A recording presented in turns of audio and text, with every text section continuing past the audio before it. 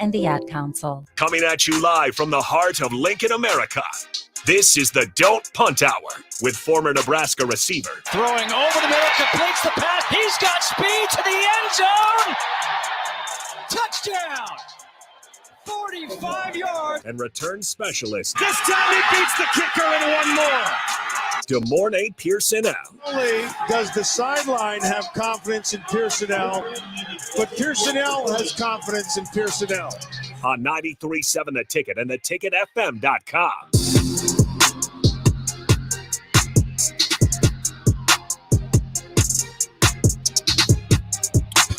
All right, welcome back in to Ticket Weeknights. Harrison Arns on the ones and twos when we are back live on the FM airwaves. So if you guys want to join in on the show, Starter Haven text line 402-464-5685. Put a face to the voice. Facebook, YouTube, Twitch, Twitter, and as always, Allo Channel 961.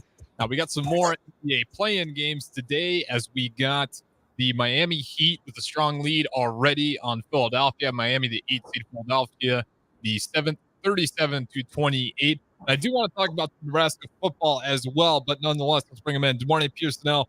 How's it going on this Wednesday, man? It's going good. Enjoying it, you know. You're probably enjoying it more than the Warriors are. I want to start there, and then let's dive into some football. The Warriors, I didn't think they played bad, or it wasn't a terrible game. Keegan Murray going 8 for 13 from the three-point line. You always feels like you get those random X-factor players, and for the Sacramento Kings, it was certainly Keegan Murray. Just his box score for him alone, he was 10 for 20 from the floor, but the real impressive number, 8 of 13 from the three-point line, perfect for free throws, 4 for 4.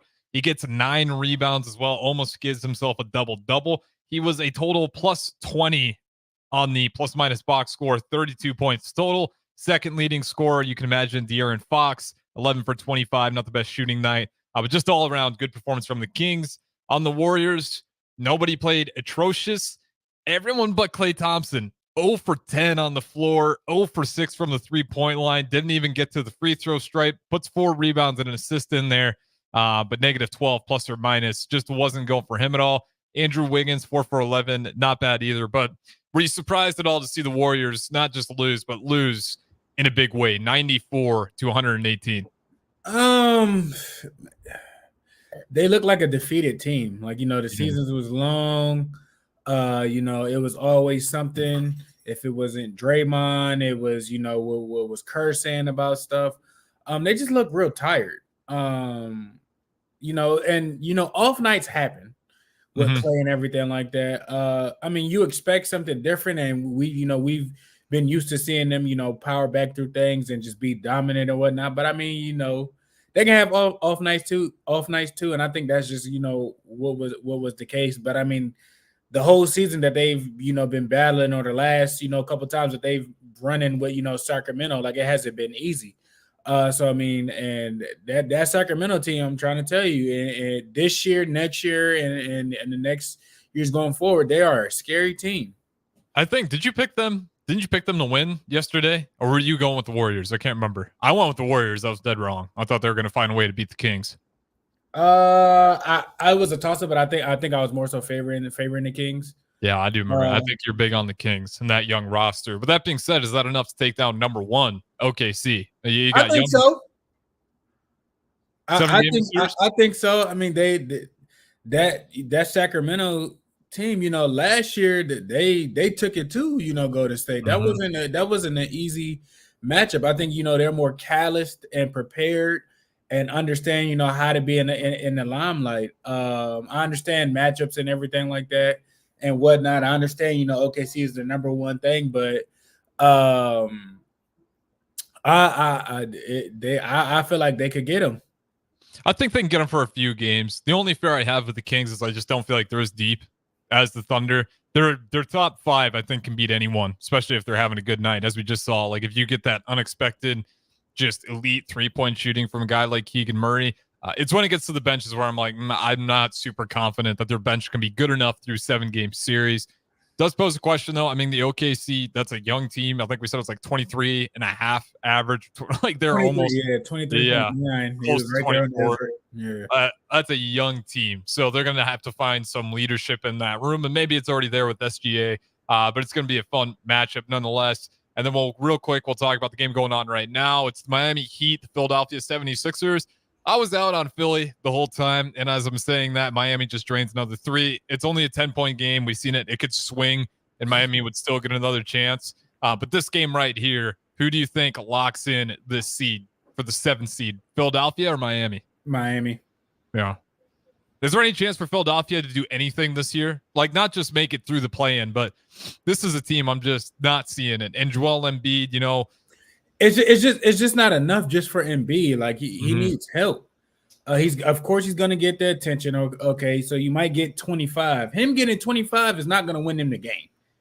Him, maybe getting 40. I mean, that might be closer, but he's going to need, a 60, almost a 60 point, game to get over the hump. Now you throw in a 7-game series with that, even if y'all get to game 5, that's a lot of action for him. That's a lot of time. That's a lot of wear. One man just can't do everything, and I just don't think he has a supporting cast to do that. I think, I think the Heat and their experience, they pull it out. I feel like they have a better depth on their bench, and everybody understands their role. Nobody's too big for things or whatnot. And they're a grinded out team. Like if it's ugly and they got to work for it, that's the type of team that they are. Mm-hmm. I'm with you there. Philadelphia 76ers, I don't know if it's just like kind of the same thing with the Boston Celtics, where it's just years of not being able to get through is really starting to weigh on them, but I just don't got a lot of faith in this one. And I did misspeak. The Kings don't just get to go ahead and play the Thunder since they were in that 9-10. They got the Pelicans. That first game could pose some matchup problems. Zion did go out a little bit hurt, so I'm still going to go ahead and side with the Kings on the next one just because I'll be curious to see what version of Zion we get.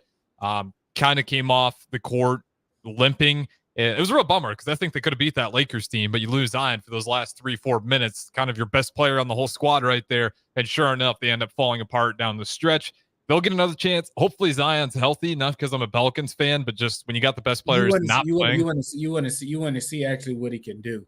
Exactly. And he's finally had, this was a season where Zion has been as healthy as he's been compared to all the seasons. I think this is by far the most games he's played consistently. So it's just sucks. I don't want to get robbed of another Zion playoff experience where maybe he can do something, because every single playoffs, there is that guy that takes the next level. And it could be Zion Williamson. It could be Tatum, even though he's kind of taken that. You got to get through the Eastern Conference Finals. Even looking at teams like the Magic, I don't think we've talked about Paolo Banchero enough.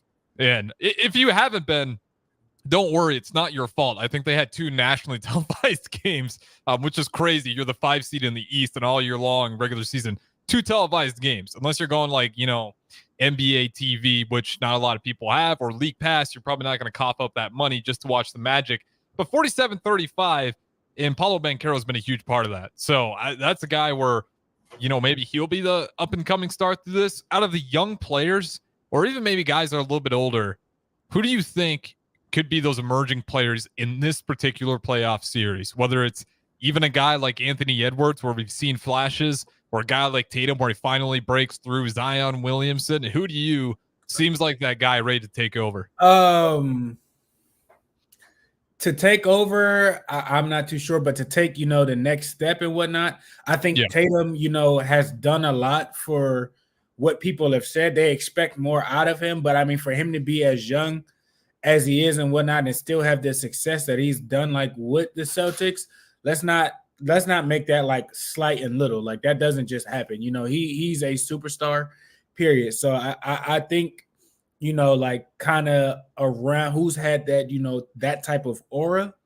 Yeah. And I think the next closest thing will probably be Ant, honestly.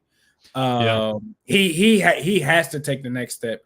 You can arguably say, Shy, but Shy 1 year. You want to see it. You want to see them make a run deep, just to be more consistent with things and whatnot and everything like that. But at the only person that pops in my head, out of the blue, as soon as you said that question, is Ant. The other people, Not Tyrese so much. Halliburton not throw in there. He Even seems like even with the Kings players, you know, like they've stepped it up. So it's like you want to see them take the next step, but I mean for where they at and what they've done, you know, for how little, you know, that whole group has been together and how young they are and whatnot, you know, they come and they rise. And I think it would be different if we seen a healthy Ja. Ja, you can throw him like right in there, but you know, with him being hurt and everything like that, you know, that's unfortunate. But as far as young players, you know, coming up, I want to see, you know, what Chet has.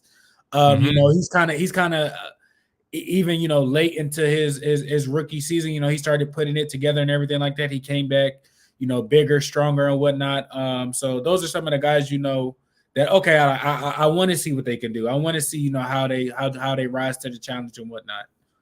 Yeah, I'm really excited about guys like even a guy like Jaylen Brown because he's gotten a lot of criticism in these playoffs. Like he's got to be that guy that when the series gets tight, he can't disappear. You know, it's kind of not to the extent Ben Simmons did in those playoff runs, but he's had some bad games. So for him to kind of jump out, because I do think out of all the teams, the Celtics have the most pressure, and it's not even close. The best record in the NBA. You've consistently lost in the Eastern Conference Finals. Even if Denver loses round one, they can say, well, we won it last year. No, the season's by far it's a failure.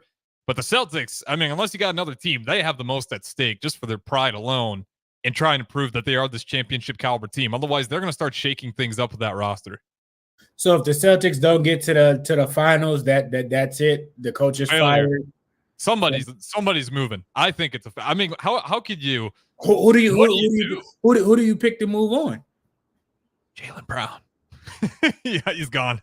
Sorry, Jaylen Brown. Unless I'm saying put him as an X factor player for me because I think Jaylen Brown needs to prove something and kind of be that second guy. You know, that a guy alongside Jason Tatum where you look at all the teams that win in the past, you got to have at least a 1-2 punch. It can't just run through Tatum the entire time. And he's been good in these playoff series, but unfortunately, it just kind of came and ended with him. And when he's slow, Jaylen Brown hasn't always been able to step up and kind of take over. Obviously, they got plenty of other good players. Drew Holiday could be one of those guys for him as well. But I think it's got to be Jaylen Brown, you know, because this is going to be. That's a good pick. That's a good pick. You said that, and I completely forgot about him, and I don't know how I did, but most definitely. So yeah, that's something interesting to definitely watch into. Yeah, and then I don't know if you caught this. Did you catch the Cavs absolutely tanking their last regular season game so they could get that matchup versus the Magic? No. How would you? I mean, I know it's a different sport, but how would you feel as an athlete knowing that this team, who had the lead, put in all their players that never see the court ever, and then just completely intentionally tank the fourth quarter to just blow away that lead so they could go ahead and, to me, just reading between the tea leaves doesn't take a genius, so they could play the Magic. And I think if you're the Magic, funny enough, you would hope to play the Cavaliers too. But I mean, how would you take that as an athlete? What's the mindset of a team? I mean, that's a F you and then some, if we're being honest, that we're going to go ahead and tank just so we can meet you in the playoffs. I mean, there's always going to be, you know, opinions about it and whatnot. But I mean, if it gets you started or gets you on a momentum roll and whatnot, or, you know, if people are healthy and it's not, you know, it might not be a as tough series and everything like that, it's understandable. You know, it's about managing the game and stuff like that. We might not like it. It may not be, you know, the best thing, but I mean, there's a reason why it's done that way or that option is explored. Mm-hmm. Yeah, and it's going to be fun. These playoffs are already putting a massive smile on my face. Nuggets and Lakers rematch round one. That's going to be fun. We'll have to dive into that more once we get past these play-ins because that 80 Jokic matchup, it's going to be fun. I mean, I'm telling you, like the West, it's just going to be awesome. I think there's every single series has a chance to flip the other way. Even the Thunder, Kings, Pelicans. Like, I don't care the 9 or 7. Give me Kings or Pelicans. The Thunder, again, just because they're so young, I think they're good. They're still favored. I would pick them. But just going down the West, like Clippers, Mavericks, I can see either side. Timberwolves, Suns, you got Kevin Durant, Devin Booker, Bradley Beal. That's offense. If they're playing hot, you're not going to win that series. It's Kawhi healthy and playing. That's all I need to know. If Kawhi's out, I'm out. But did you see, he did get selected for that last roster spot for Team USA, which was awesome to see. So Kawhi Leonard made the cut. He got, because the USA, they left that final slot. He's spot open. Yeah. Yep, they gave it to Kawhi. I thought it was smart, even with the health stuff. I think Paul George was kind of in the running too, but give me some defensive wings. That's exactly what Kawhi Leonard is, and he's got that Team USA experience already. But let's go ahead, switch it up. 51-39 as I'm looking at the Heat Philadelphia score. That is looking like it's going Miami Heat's way. But let's switch into Nebraska football because it's been a little bit since we touched on that, and there'll be plenty more playoffs to talk about. So let's go ahead and start with it. We got some quotes here from Rule, and this is kind of one of the things we talked about. What was the biggest concern for Nebraska football? We talked about line, we talked about running backs. But one thing, even with the texters that came up frequently, is the wide receiver room. Here's Rule's quote: "Can veteran wide receivers lead that room past their deficiencies last season?" I think older players, especially new older players, I think the only thing they can really they really mentor in is just in terms of like handling the pressure, handling the workload, and then the off the field stuff. I think in terms of beating press and all that, I think it's got to be Garrett. Now Alex, because he's been here. And then once you've kind of taught it, then your older players start, but they're so new to the program, just, learning how we do things, learning how we teach things. And again, because we're not seeing a ton of it, I've had to manufacture some of it today. But as I've said before, Jamal's been great to have in the room, a guy who's had that much production. I think the biggest lesson that Jamal shows the guys is I've had a ton of production, yet I come into work every day and, grind. He works his tail off. And so I think that's a really important lesson, that as you have success, you don't arrive. As you have success, you continue to work to have more success. And that's what I see from Jamal. Dorn, I want to get your thoughts on that, because coming into Nebraska with that wide receiver, what's it like learning that playbook, and how important is it to actually have some veterans in there that can at least, even if it's not. What is the coach doing? He talked about the players. What is the coach doing to get the players ready? You talking about good examples from other players who kids are, still in college and whatnot. That's great and fine and dandy and all. I understand, it's a new room. I understand, you got young kids, taking the second step in year 2, but I ain't hear nothing about the coach. What is the coach doing? I believe the question was, though, to be fair to Matt Rule, I think the question asked to him was like, how can the players, he emphasized the players within the question. It wasn't a question, what are you doing as a coach? What are the veteran players? If I remember correctly, we just got the quote. I'm pretty sure the question was based on the players, not what you as a coach do. Having veteran players in the room kind of dictates, the structure of how things go. You have, a better example of how to work and whatnot. When your top dogs are grinders and getting things done and everything like that, it makes everything else easier. So, the fact that, he's saying that, he has that in one guy early on, it's only so long before, the rest of the team kind of falls in it and see how it's going. You got young players that this is, their first, full year in the college football, not just, fall camp, you getting a winter conditioning and now you're getting into, spring ball and whatnot.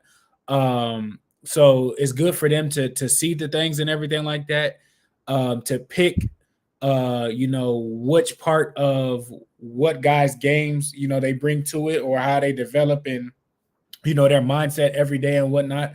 So, you got one lead horse, or, you got one good example, and hopefully, your other guys that you think that might, take that next step, or guys that might be, the one for you, the Jalen's, the Jalen Lords, the Malakis, hopefully, they see that and push it and bring everybody along. So it's good to have, and things are fine and like that, but, you would like to have, more than just one guy.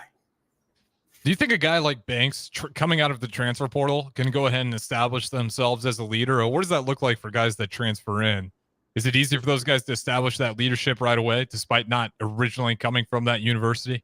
I feel like it would depend on how the work ethic is. Because if you someone coming in there, you just playing around, or, you're not that serious and everything like that, the room might not adapt to you. You might, you already on the outside in, like you got to get to, know everybody and whatnot. But if you come in there, keep your head down, work hard and everything like that, not necessarily stepping on anybody's toes. And, you challenging people and what you're doing is, might might make, other people, look bad in a certain way. You showing up, 10 minutes early instead of, 2 minutes before the meeting start. You stretching early before in the weight room before, you got to be in there to, lift and everything like that. Now you raising, the level of competitiveness, you raising the level of how serious are you in the room and everything like that. And so, I mean, it can work out for you. Just depends on, how the attitude of, the new guy coming in. Let's hope the attitudes are good because, again, I think we can all agree. He's been talking. It didn't sound like, anything unsure or like, not answering the question. So, he's there. He's been talking it, but I got to see it. The talking's only worth it if it's followed by the media is only going to see so much.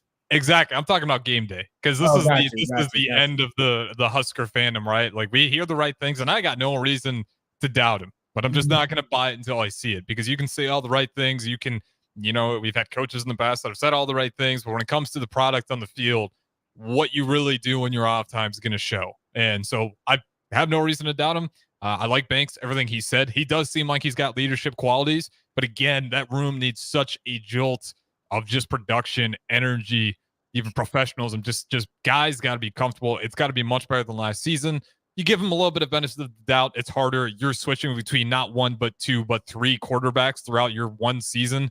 That's kind of tough I'd imagine to adjust to different quarterbacks, but we got to see it on the field. I'm going to, again, push away the Kool-Aid until we get closer and get some real evidence to support my want to believe that these guys are going to be able to bring that leadership. But we'll talk about quarterbacks on the next segment. We got some quotes from Matt Rule on that as well. So don't go anywhere. This is the Don't Punt Hour. We got the host, as always, the morning Pierson-El streaming in. Harrison Arns back at the 1040 Ticket Studios. Don't go anywhere. We'll be right back. If you're in Seward or Milford, listen up. Select Plumbing is now servicing your area with no trip charges from Lincoln. Select Plumbing works on a variety of issues for your home and business, including general plumbing, water heaters, faucet and fixture repair, underground sewer and water repairs, backflow testing, and more. Keep your property free from leaks and other issues. Call today for a free estimate, 402-560-6197. It's not just Lincoln, Waverly, and the surrounding area anymore. It's also Seward and Milford with no trip charges. Contact Select Plumbing to inquire at 402-560-6197.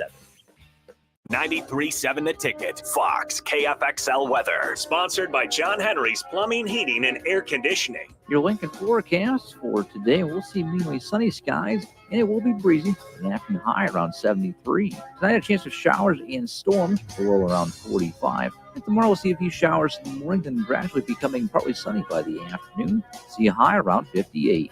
Meteorologist Kyle Klecker for 93.7 The Ticket and theticketfm.com. Ironhide Construction is hiring. They're looking for hardworking, self-motivated individuals who are team players. Ironhide Construction has openings for an experienced project manager, estimator, apprentice, skilled laborer, and erector or installer. They will train the right people and make sure you understand the position and requirements. At Ironhide Construction, it's own it, be honest, and do it right. Apply today and learn more about their other benefits at ironhideconstruction.com, where they're committed to you every step of the way. I believe every child can succeed. I'm Jenny Benson, president of the Nebraska State Education Association. Research shows that children do a better job in school when parents are supportive. In Nebraska, parents have a long tradition of being involved in our public schools. That's one reason our students consistently score in the top 10 on national tests. Working together, we can help every child succeed. Sponsored by the Nebraska State Education Association, aired by the Nebraska Broadcasters Association in this station. Alexa, play 93.7 The Ticket. Okay, playing 93.7 The Ticket. Alexa, turn down the lights. Dimming the lights. Alexa, order a pizza, the big one, all the toppings. Are you sure that's a good idea? Alexa. That's a lot of pizza for just one man. Alexa, just do it. Stop judging me, just do it. As you wish. Thanks, Alexa. You're my best friend.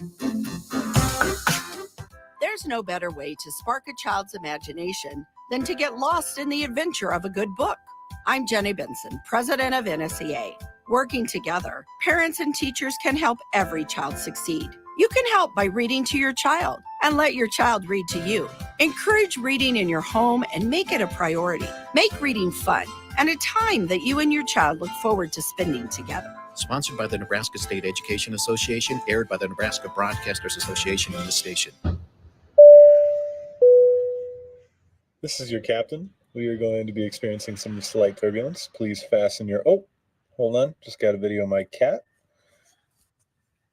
Imagine the pilot of an airplane was as confident as you are texting and driving. Seems kind of crazy when you put it like that. Visit StopTextStopWrecks.org. A message brought to you by the National Highway Traffic Safety Administration, Project Yellow Light, and the Ad Council. What a day. I could sure use an afternoon pick-me-up. Hold up. The new 93.7 The Ticket location has a milk, coffee, and tea inside? Oh, yeah. This is a game changer. Need an afternoon pick-me-up? How about a coffee or smoothie on your way to work? Stop by the Ticket Mill location on 1040 O Street to get your go-to drink or try out our new game day drinks exclusive to the Ticket Mill location. We know it'll make your day a million times better. Your home is your empire. Protect it with Empire Fence. Get a free instant quote with the online estimating tool at empire-fence.com. See an upfront estimate with no hidden fees. An Empire Fence can provide privacy and improve the appearance of your home. Keep kids and pets in or out of your yard. Increase security and add value to your property.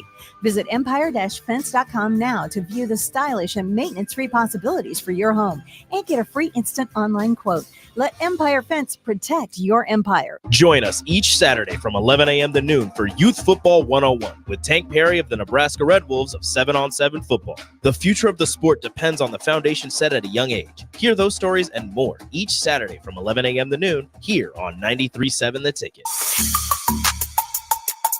This is the Don't Punt Hour on 93.7 The Ticket and theticketfm.com. Here is your host, DeMornay Pierson-El.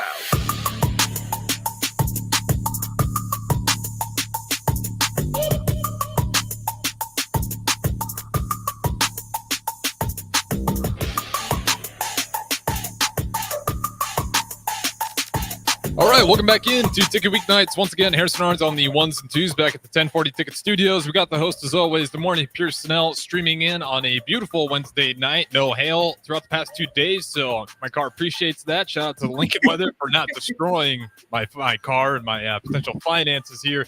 But nonetheless, I do want to switch gears up. We talked a lot of NBA playoffs, and I love NBA basketball, so if you want to swing it back that way, 402-464-5685. But in the meantime, and maybe throughout the rest of the show, let's talk some Husker football. But before we get there, I want to talk about one other team because this is interesting and it keeps coming up and the numbers are just jaw-dropping at times. In 2 years, Colorado and head coach Deion Sanders had 82 transfers leave the program and counting. They have had 6 commits from high school ranks for the 24 class and 0 for the 25 class. Is this sustainable? And do you think Deion does really want to stay at Colorado?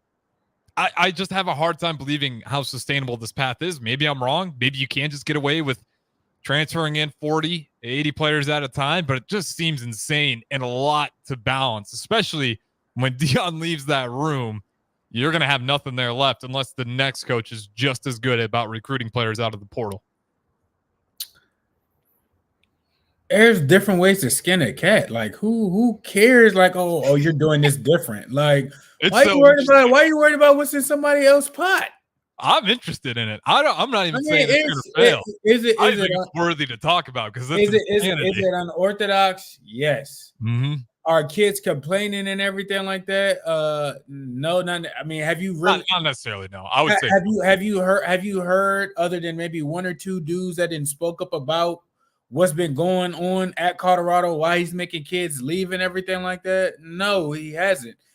Is he holding the kids accountable and everything like that and transferring, making them into like being the best versions of themselves on the field and off the field? He's setting an example. Yeah. Is it weird? Yeah, it is. It's crazy. But it's fun to watch. I'll say that. It's a new day and age. So like it's the wild, wild west with this transfer portal thing. So you think it's sustainable? That's what I'm getting out of it. Other than Saban was getting any and everybody that he wanted. And if they wasn't going to Alabama, they was going to Georgia. now you got that type of caliber of coach that can, vouch for you, help you get to the next level and bring things up out of you and whatnot. He wants to be successful now, so he's more so focused on the dudes that he can pull out of the transfer portal to help sustain that. Mm-hmm. And then okay, he might go out and get what he need in a recruiting class and everything like that. This is only going to be year 2, so like you don't know necessarily what his plan is and everything. I'm not saying he's going to be gone after this year and everything like that. Clearly, he wants to stay in college football. I don't think he wants to go to the NFL. I would think just maybe a different college team. I'm with you there. I don't think he's going to go to the NFL. You about to be in the Big 12. It's a 12-team college playoff. You done already established. You got a university behind you and everything like that. I don't think he would leave. In 2 years. He wouldn't. I think if he were to leave, it'd be maybe year 3, 4, depending. When Shador's out of there. And I think it'd be for like Big Ten or SEC. One of those two. I don't see him going anywhere else. And he might stay at Colorado. I just think it's crazy to watch. And because I'm a little bit surprised. I get the first year when he got there, I get why he got a lot of dudes out of there. That program, it was bad. It was just a bad program. Like, I'm not going to tell a guy, you need to keep those guys around, save their feelings. Just wasn't good. And if you want to win games, and that's what it's based about, if you're a coach, they don't give you the benefit of the doubt if you're losing. Whatever. Just to see the continued high school recruits. I'm not saying he's wrong for it, but I look at teams like Alabama and Georgia, even though they go JUCO, that's fine. Like, even though you can grab any of those guys out of the portal, you still look at teams like Georgia and Alabama, and why they had that success was, yes, they can get anyone they want out of the portal, but also the development of guys they did get out of high school mattered a lot. They were very serious on who we can develop into great players. So I'm not saying Deion's bound to fail because of this, but it's fun to watch, and I'm very curious to see what it looks like. Like you want the answers right now, and it's like he's the coach for a reason. Like, I feel like he's moving in the right direction with that program. Like, like I said, is it unorthodox and it's different and whatnot? Yeah, is that wrong? Because no, it's entertaining. That's why I'm asking you the question. Like, let him. He is a Hall of Famer. Yeah, he has won on all levels of football, high school, college, youth league, whatever. He's won countless awards and everything like that. You clearly think he would know something. Mm-hmm. It's not that he can't get kids to come in and play for him and everything like that. It's my choice. It's a method to the madness, and that's just what it is. So it's like I don't know enough to be like, oh well, that's wrong, this and that. I'm like, okay, that's different. Let's see how that goes. I know he's trying to catch up, to compete with the Alabamas, to compete with the Georgias, to compete with the Ohio States, and I know he's trying to compete with those. Mm-hmm. So he's getting, what he needs necessarily now. And I think, he's more so focused in on that. I'm not saying that that's wrong or anything, but he can, if he offers most kids across the nation, you going to tell me they're going to tell him no? No, I don't think any of what he's doing is wrong. Does he know he can get who he wants to once he gets there? Yeah. Will he might play into that a little bit more? Possibly. We will never know. We'll find out. The 6 high school commits. Again, not saying he's wrong. I know you think I'm a Deion hater over here. I'm not. I don't like it when we play them. What's the six kids between 2 classes, or 6 kids in the next class that's coming? 6 kids in 24, 0, and 25. Okay, well, go back and look at the average numbers of the kids that come in each year. Like you got about 10 scholarships that you can give out a year. So I mean, depending on who's going, in some forms. I'm just curious how this is going to work out. I think there is a ceiling, and the best way you put it, a method to the madness. Because if anything, college football is absolutely madness in terms of the portal and recruiting.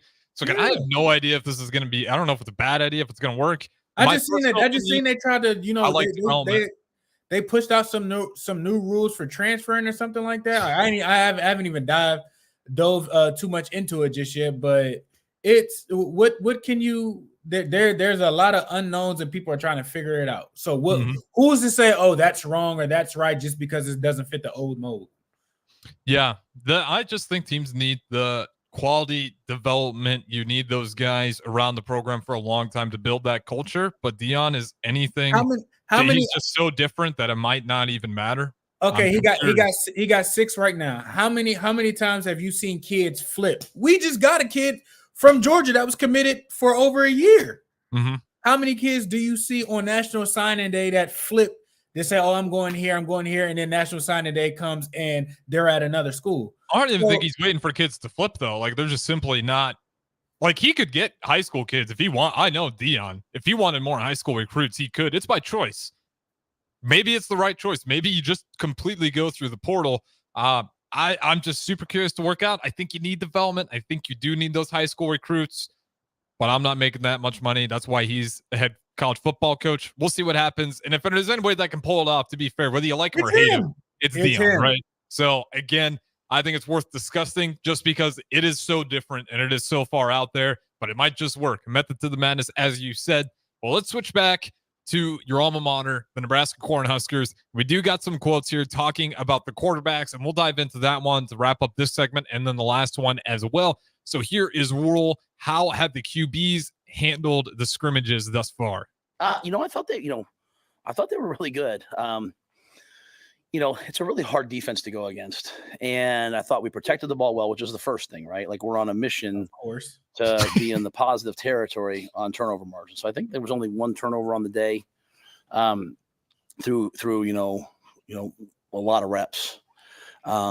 I thought they handled all the pressures. I thought they adjusted all the different things. But the biggest thing is, get into the stadium for the first time and I put crowd noise on, so you can't have coaches out there like, oh, cut your split. Coaches are the worst. So they want to tell guys what to do. So I put crowd noise on so you couldn't hear from the sideline. And, it's just wanted to test the guys and see what they knew. And a lot of things to work on, but a lot of positive things. So I think we've made a lot of strides in a short amount of time.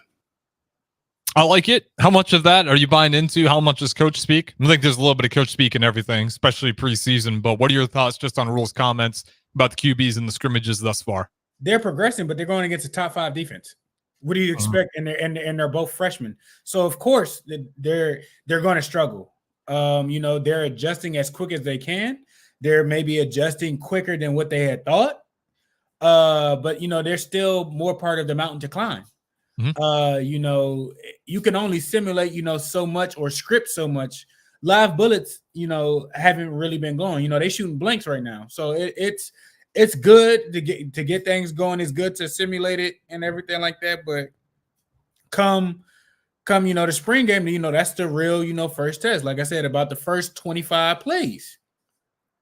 Fair enough. I did like the comment, only 1 turnover in the practice. I know 0 turnovers is better, but you got young guys. It's a really good defense. You're running out of time. Try to get that thing down to 0, because if it's 1, are you talking about interceptions or are we talking about fumbles? So you're telling me no running backs fumble? He just said one turnover. I don't know what it was. I wasn't there at the scrimmage itself. You see the clips just like everybody else. They're attacking the ball. You telling me nobody hasn't fumbled? Or maybe maybe the whistle had just blown.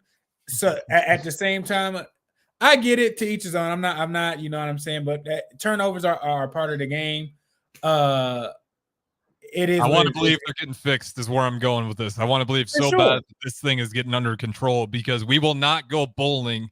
I don't care if we got the best quarterback in the class. If we're turning the ball over constantly, doesn't matter if you have a great defense if you're just going to put them in awful spot time and time again, which is unfortunately what happened last year. So turnovers got to get them under control. You got a young quarterbacks in there, so it's fair to be concerned about it again. But I will say the running back room, you got some definite experience there.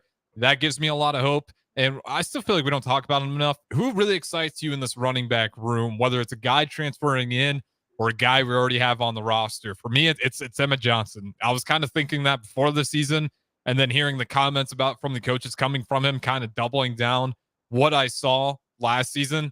He's got me excited. He could be, knock on wood here, one of the best backs in the Big Ten if he kind of goes on that same trajectory he was on last season. Like I said, it's his show. I think he has a high ceiling. I think he has a lot high expectations and whatnot. And what's the kid that transferred? Was it transfer from Oregon State? Oregon, Dowdell. Oregon, yeah. So those are the two dudes that I'm anxious to hear about and see. Mm-hmm. And of course, I will go to open practices and everything like that. So those will be two guys that I'll be paying attention to once I get a chance to go.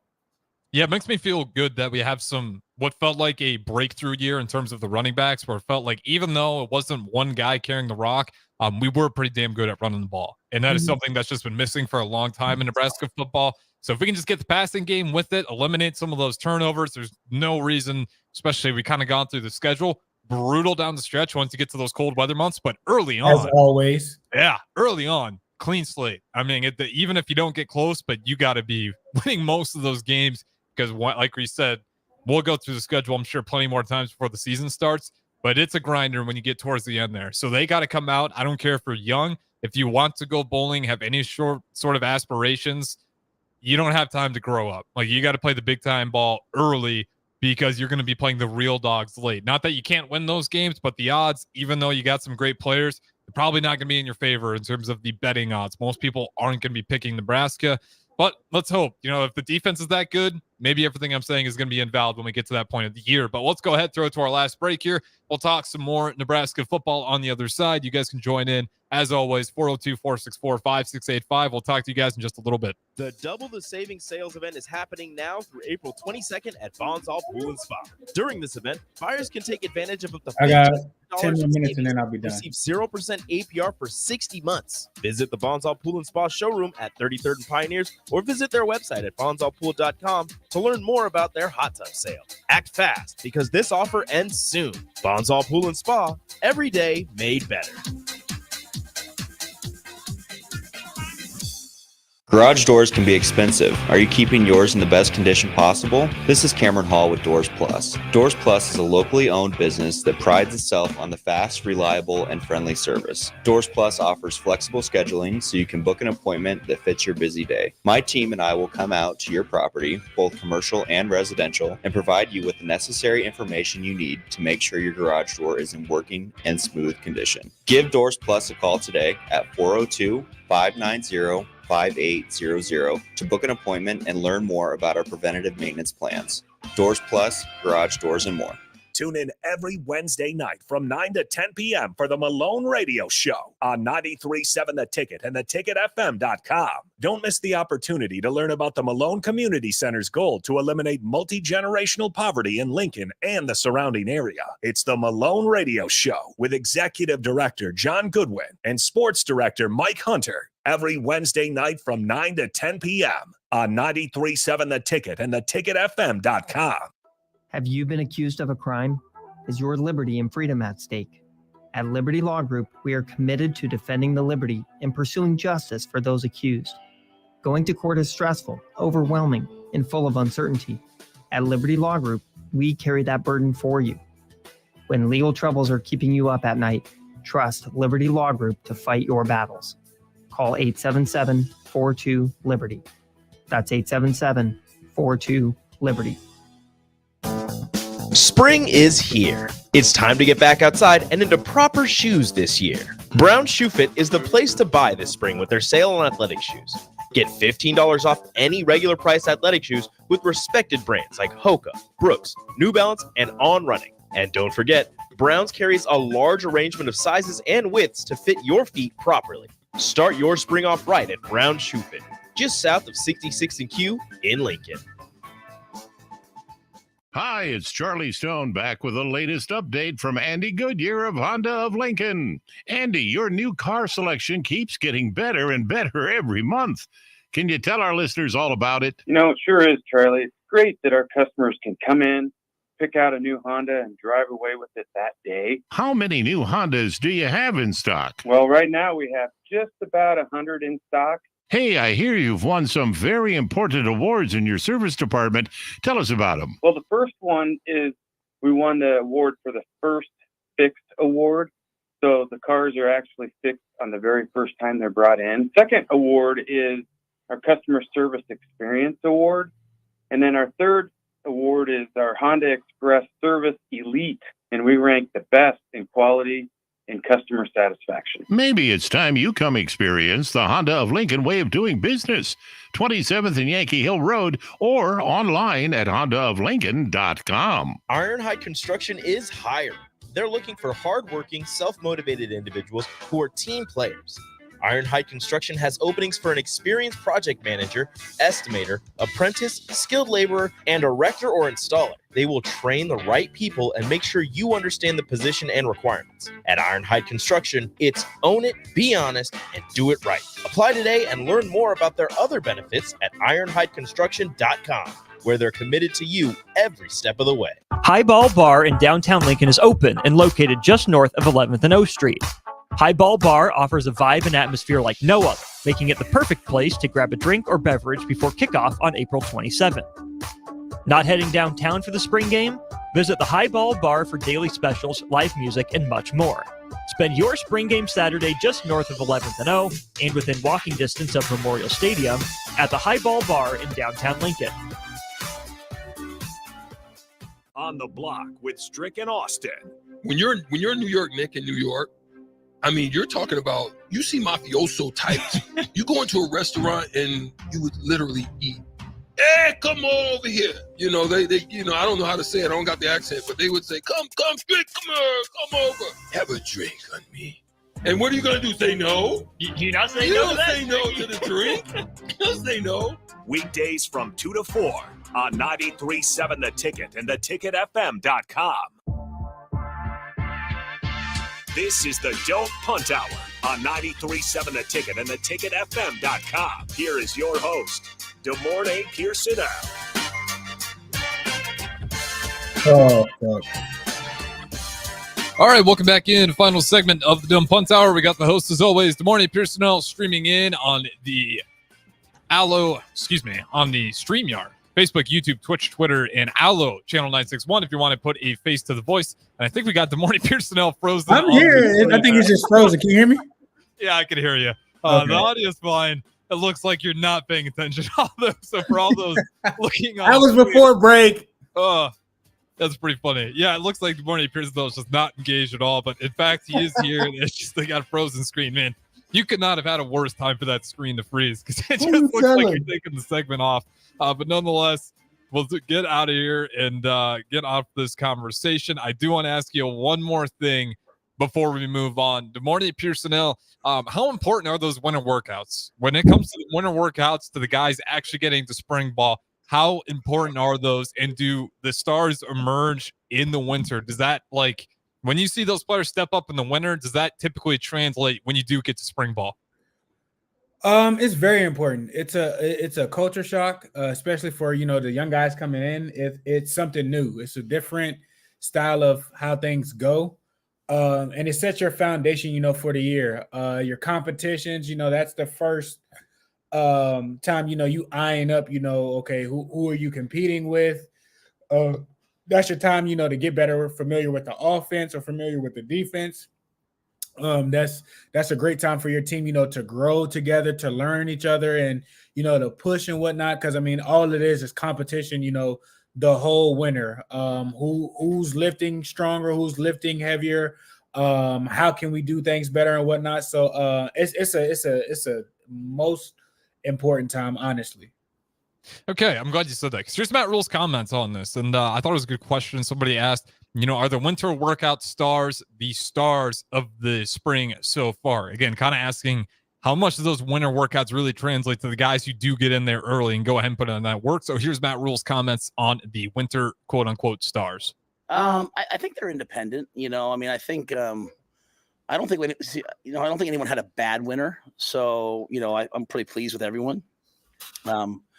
You try to have a great winter just to give you a chance in the spring. And then in the spring, you compete, you try to have a great spring just to give you a chance heading into the summer. Then you try to have a great summer just to give you a chance heading into fall camp. But at the end of the day, the best players will play, right? Now, we can't have anybody out there that won't do the standard, right? Won't do the things that we ask of them. But this team's great about that. They do everything we ask.